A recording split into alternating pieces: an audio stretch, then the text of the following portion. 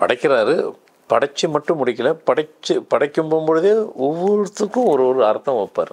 அப்படி ஒரு மறுஜென்மம் எடுத்துட்டு ஒரு பிரசவிக்கிறவங்க அத்தனை பெண்களுக்கும் இறைவன் கொடுக்குற ஒரு பெரிய கிஃப்ட்டு. ஒரு கணவன் மனைவி இருக்கிறாங்க, இதில் யார் மூலயமா அதிகமாக வருதுன்னா ஆண்கள் மூலயமா தான் வரும். என்னங்க இதில் இவ்வளோ ரகசியம் இருக்கா, இவ்வளோ விஷயம் இருக்குது. அதான் சொல்லிட்டேனே, அவர் இதில் வந்துட்டு நிறைய இது வந்து நாம் அப்பப்போ கொஞ்சம் கொஞ்சமாக தான் தெரிஞ்சுக்கிறோம். எப்படின்னா அதுக்கு எங்கேயாவது ஒரு இடத்துல தாவுது, ஆனால் பத்திரமா தான் தாவும். எங்கேயாவது ஒரு கீரல் மாதிரி வந்து புண்ணு மாதிரி ஆயிடுச்சுன்னு வச்சுக்கிறேங்க, அதுக்கு தெரிஞ்சிடும். இந்த மயில் இப்பவுமே இருக்குது, முருகல் வாகனம் ட்ராவல் பண்ண மயில் இருக்குல்ல, இப்பவுமே இருக்குது. எங்கே இருக்குது? திருப்பரங்குன்றத்தில் இருக்குது. விலங்கினங்களுக்கும் இறைவன் பாகுபாடு இல்லாமல் வேறுபாடு இல்லாமல் கொடுக்கத்தான் செஞ்சிருக்கிறாரு. இப்போ ஒரு நாயே எடுத்துப்போம் சார். ஒரு நாய் வந்து ஒரு வீட்டில் செல்லமா வளர்க்குறாங்க, அவங்க பெட்ல படுக்குது. இன்னொரு நாய் ரோட்ல வந்து சாப்பாட்டுக்கே வழி இல்லாம இருக்கு. அப்போ அதுவும் கர்மா வேலை தானே சார்? இல்லை, விதி வேற கர்மா வேற.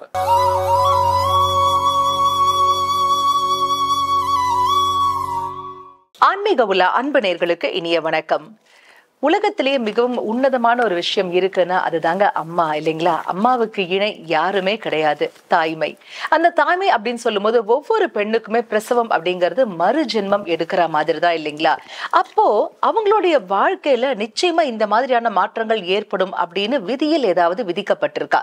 கர்மா அது வரைக்கும் அவங்க அனுபவிச்சுட்டு வந்தாங்கன்னாக்கா அந்த மறுபிரிவு எடுத்த பிறகு அவங்க வாழ்க்கையில ஏதாவது மாற்றங்கள் நிகழுமா? இது குறித்த ரகசியமா ஏதாவது விளக்கங்கள் புராணங்கள்லயோ இல்ல முன்னோர்களோ சொல்லியிருக்காங்களா? இது குறித்த நிறைய சுவாரஸ்யமான விளக்கங்களை நமக்காகவே எடுத்திருப்பதற்காக நம்ம அரங்கிற்கு வருகை தந்திருக்காரு ஃபார்மேட் நியூமராலஜியின் தந்தை டாக்டர் மகாதன் சேகர் ராஜா அவர்கள். வாங்க நேயர்களே, சார் சந்திப்போம். வணக்கம் சார். வணக்கம்மா சார். நம்ம போன எபிசோட்ல பேச துவங்கினோம், நேரமின்மை காரணமாக பேச முடியல. இந்த எபிசோட் முழுவதும் இதை பத்தி பேசலாம் சார். ஒவ்வொரு பெண்ணுக்குமே வந்து பிரசவம் அப்படிங்கிறது மறு ஜென்மம், இல்லைங்களா? அப்போ உங்களுடைய ஃபார்மேட் நியூமராலஜி படி ஏதாவது ஒரு விளக்கங்கள் இதற்கு பின்பு ஏதாவது ரகசியங்கள் இருக்கும், இல்லைங்களா? அது என்ன ரகசியம்? அவங்க வாழ்க்கையில அதற்கு பிறகு இந்த விஷயங்கள்லாம் நடந்தே தீரும், இது வரைக்கும் நீங்க பட்ட கஷ்டம்லாம் இதுக்கு மேல உங்களுக்கு இருக்கவே இருக்காது, அந்த மாதிரி ஏதாவது கோடிட்டு சொல்லுவீங்களா சார்? அந்த விளக்கத்தை எங்களுக்காக சொல்லுங்க சார். கண்டிப்பா உண்டு. ஏன்னா இறைவன் ஒவ்வொரு படைப்புக்கும் அந்த படைப்புக்கு ஒரு அர்த்தம் வைப்பார். படைக்கிறாரு, படைச்சு மட்டும் முடிக்கல, படைக்கும் போகும்பொழுதே ஒவ்வொருத்துக்கும் ஒரு ஒரு அர்த்தம் வைப்பார். உள்ள பொருள் இருக்கும். நாம் அதை தெரிஞ்சுக்கிறதுக்கு அதை வாழ்நாள் முழுவதும் கழித்து தான் தெரிஞ்சுக்கிறோம். சில பேர் தெரியாமலே போயிடுது. இங்கே ஆணு பெண்ணு படைக்கும்போது பெண்களுக்கு பிரசவிக்கிறாங்க. பிரசவிக்கும்போது நீங்கள் சொன்ன மாதிரி அந்த பிரசவிக்கும் போகும்பொழுதே அந்த காலகட்டத்தில் அவங்களுக்கு அது மறுஜென்மம் தான், அதில் ஒன்றும் டவுட்டே கிடையாது. அப்போது அந்த மறுஜென்மம் போகும்போது அப்படி ஒரு மறுஜென்மம் எடுத்துட்டு ஒரு பிரசவிக்கிறவங்க அத்தனை பெண்களுக்கும் இறைவன் கொடுக்குற ஒரு பெரிய கிஃப்ட்டு என்னன்னாக்கா அந்த விதி, அந்த கர்மா அப்படிங்கிறது 90 and above% ஜென்ஸு ஆண்கள் மூலிமா தான் பாஸ் ஆகும். பெண்களுக்கு இருக்காது. அவங்களுக்கு அது எக்ஸெப்ஷன், அவங்களுக்கு அது விதிவிலக்கு, அவங்கள விட்டுருவார். அதாவது அப்படின்னா என்ன, ஒரு வீட்டில் முன்னோர்கள் ப்ராப்ளம், முன்னோர்கள் சாபம், முன்னோர்களோட பாவம் அப்படிலாம் வரும்போது ஒரு கணவன் மனைவி இருக்கிறாங்க, இதில் யார் மூலயமா அதிகமாக வருதுன்னா ஆண்கள் மூலயமா தான் வரும். பெண்கள் சைடில் வந்துட்டு வெரி ஃபியூஸ் தான் இருக்கும், ரொம்ப குறைவாக தான் இருக்கும். ஏங்க பெண்களுக்கே அவங்களும் பிரசவிச்சு பண்ணியிருக்காங்களா, அவங்களுக்கு மட்டும் ஏன் ஏதோ 1-2 இருக்குன்னு சொல்கிறீங்கன்னாக்கா இதிலே சிலது இருக்குது. முன்னோர்கள், பேரண்ட்ஸு, சொந்த கர்மன்ட்டு இருக்குது. அது சொந்த கர்மா எதனா இருந்ததுன்னா கூட நடந்திருக்கலாம். முன்னோர் கர்மானா கூட சில எதனா இருந்துக்கலாம். ஏதோ ஒரு கர்மா மூலிமா அவங்களுக்கு ஏதோ 1-2 தான் இருக்குது, 1-2 இது அதுக்கு ஒரு இருக்கும். அது கூட ரொம்ப பாதிப்பு இருக்காது. ஆனால் 90 and above% ஜென்ஸ்கள் மூலயமா தான், ஆண்கள் மூலயமா தான் அந்த முன்னோர்களுடைய அந்த கர்மா அதெல்லாம் வந்து தொடர்பெறும். ஆண் பெண்களுக்கு இருக்காது. அவங்களுக்கு அதில் ஒரு விதிவிலக்கு கொடுத்துட்றாரு. காரணம் கேட்டிங்கனாக்கா மறு ஜென்மத்தையும் அவங்க அதுக்குன்னு எடுக்கிறாங்க, போயிட்டு தான் வருது. ஏன் நம்ம இது நீசிங் தும்பல் போடுறோம் இல்லைங்களா, அது கூட அது மாதிரி தான் மறு ஜென்மம் தான். அது எல்லோரும் தும்பல் போடுறோம், போட்டு முடிச்சுருந்தாக்கா ஒரு ஃப்ராக்சர் ஆஃப் ஒரு செகண்ட் அப்படியே சுட்டிக்கு போடுற செகண்டு உயிர் மூச்சு நின்று திருப்பி ரீஸ்டார்ட் ஆகும் எல்லாத்துக்கும். அதனால தான் சொல்கிறது, தும்பல் போட்டிங்கனாக்கா சாரின்னு சொல்லாதீங்க, கடவுள் பேரை சொல்லுங்கள், இல்லைனாக்கா பெற்றோர்கள் பேரை சொல்லுங்கள், இப்படி தான் சொல்லணும். சாரின்னு சொன்னீங்கன்னாக்கா உங்களை திருப்பி அவர் கொடுக்குறாரு, என்னது உங்களுக்கு இது திருப்பி மறு ஜென்மம் மாதிரி கொடுக்குறாரு. வேணான்னு நீங்கள் சொல்கிறீங்க, என்ன என் படைப்பை ஏன் கொடுக்குறீங்கன்றது நீங்களே சொல்கிற மாதிரி இருக்கும். அதை சொல்லிடாதீங்க. தொடர்ந்து சொன்னீங்கன்னாக்கா அவர் மறந்துட போகிறாரு, திருப்பி உங்களுக்கு சரி, வேணாம் போல நினைச்சு. வேணாம் உங்களுக்கே இஷ்டம் இல்லை நான் எதுக்குங்கிற மாதிரி ஆயிரும். சாரின்னு மட்டும் சொல்லக்கூடாது. என்னங்க இதில் இவ்வளோ ரகசியம் இருக்கா, இவ்வளோ விஷயம் இருக்குது. அதான் சொல்லிட்டேனே, அவர் இதில் வந்துட்டு நிறைய இது வந்து நாம் அப்பப்போ கொஞ்சம் கொஞ்சமாக தான் தெரிஞ்சுக்கிறோம். நான் கொஞ்சம் அதிகமாக தெரிஞ்சுட்டேன், அவ்வளோதான் விஷயம். தெரிஞ்சதை சொல்லிக் கொடுக்குறேன் எல்லாத்துக்கும், இதை வேறு ஒன்றும் கிடையாது. ஸோ அதனால் இது இந்த படைப்பிலே வந்துட்டு இறைவன் இதிலே வந்து பார்த்திங்கன்னா மனிதர்களுக்கு மட்டும்தான் எக்ஸப்ஷன், விதிவிலக்கு அப்படிங்கிறது அல்ல, விலங்கினங்களுக்கும் உண்டு, கண்டிப்பாக உண்டு. யானை எடுத்துக்குங்க, பெண்களுக்கு மனிதர்களுக்கு வந்துட்டு 10 மாதம் பிரசவிக்கிற நேரம்னாக்கா யானைக்கு 48 மாதம். 48 மாதம்னா 12 நாள், 4 வருஷம். 4 வருஷம் அது இருக்குது. அவ்வளோ சிரமப்பட்டு 4 வருஷம் காத்து ஒரு பிரசவிக்கிற ஒரு யானைக்கு சும்மா விட்டுருவாரா? அதனால் அந்த மாதிரி பிரசவிக்க பண்ணுற யானைக்கு மட்டும் மதம் பிடிக்க கொடுக்க மாட்டேன்றாரு. மதம் அதுக்கு பிடிக்காது. ஆண் யானைக்கு தான் உண்டு. ஆண் யானைக்கு தான் மதம் பிடிக்கும், பெண் யானைக்கு இருக்காது. ஏன்னா பெண் யானை தான் பிரசவிக்குது இல்லையா, அதனால் அதை விட்டுறாரு கடவுள். இவங்கெல்லாம் வருது பாருங்கள்.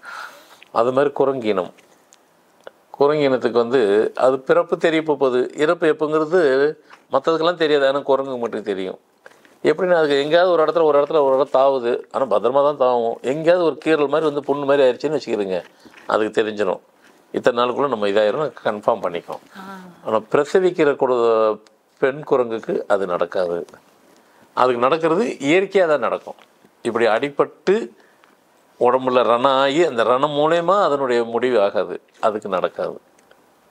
அடுத்து பீக்காக்கு, மயிலுடையது. ஆமாம், அதுக்கும் அப்படி தான். அதனுடைய இறப்பை யாரும் பார்க்க முடியாது.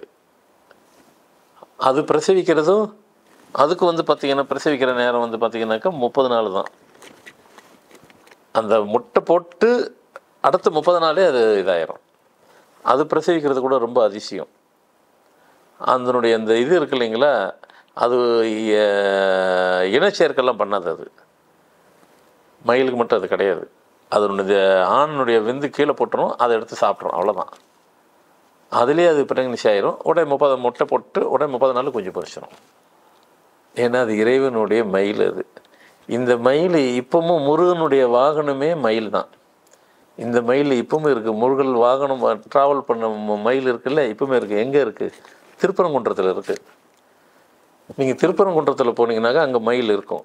அந்த மயில் இந்த மயில் இதனுடைய இது யாருன்னு கேட்டாக்கா முருகன் பயன்படுத்தினட அதனுடைய வாரிசு மயில். அப்படியே காலங்காலமாக அது அடுத்த மயிலாக வருது இல்லைங்களா, வாரிசு. எல்லா மயிலும் ஒரே மாதிரி தானே சார் இருக்கும், அதில் எப்படி தெரியும் இதுதான் அதுன்னு?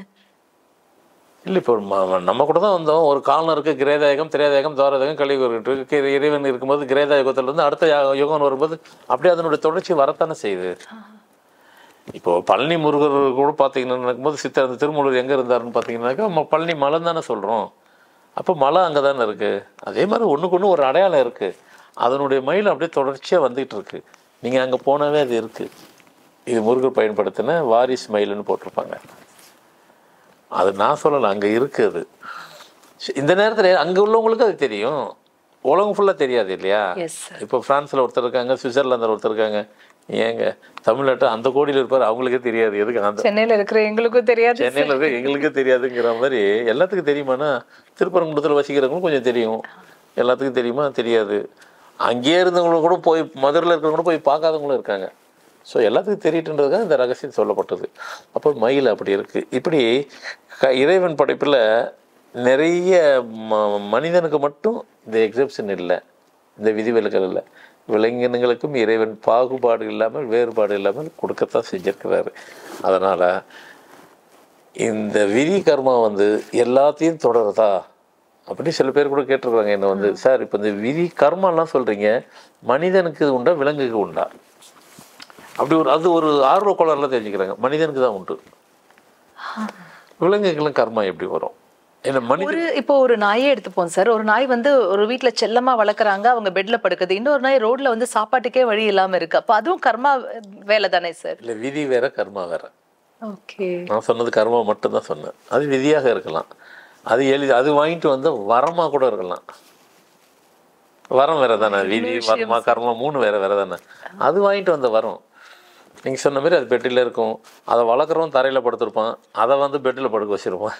ஆமா, இது வாசல் வந்து ஒரு வாய் சாப்பாடு கிட்ட அடிப்பான் அதை போட்டு, அந்த மாதிரியும் இருக்கு.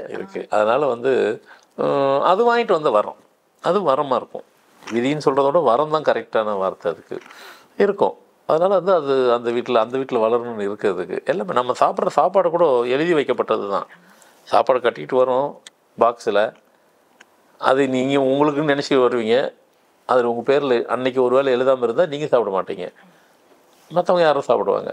இது எல்லாமே வந்து உலகமே இயங்கிறது எழுதி வைக்கப்பட்ட உலகத்தை இயங்கி கொண்டு இருக்கிற உலகத்தில் தான் நாம் வாழ்ந்து கொண்டு இருக்கிறோம். நாம் ஒவ்வொன்றா படிக்கிறதுக்கு கொஞ்சம் காலம் ஆகுது. ஏன் அப்படின்னா வேறு ஒன்றும் இல்லை, நமக்கு ஒரு வருஷம் அப்படிங்கிறது இறைவனுக்கு ஒரு நாள் மாதிரி. உங்களுக்கு நான் நாளைக்கு சொல்கிறேன் அப்படின்னாக்கா அடுத்த வருஷம் சொல்கிறேன்னு அர்த்தம். நாம் நாளைக்குன்னா நாளைக்கே எதிர்பார்த்துட்டு இருக்கிறோம் கடவுள்கிட்ட போயிட்டு என்ன ஒரு நாளைக்கு சொன்னாருன்ட்டு. நாளைக்குன்னா அவங்க பாஷையில், அவங்க பாஷை தேவ பாஷையில், இறைவ பாஷை அது தேவ பாஷை, அவங்களதில் வந்துட்டு அவ்வளோ நாள் ஆகும். அதனால தான் சில நேரத்தில் இறைவன்ட்டு சில காரியங்களோட தாமதமாக நடக்கிறதுக்கு காரணம் இதான் ரீசனு. ஏன்னா நமக்கு அவங்களுக்கு இந்த மாதிரி வித்தியாசங்கள் நிறைய இருக்குது.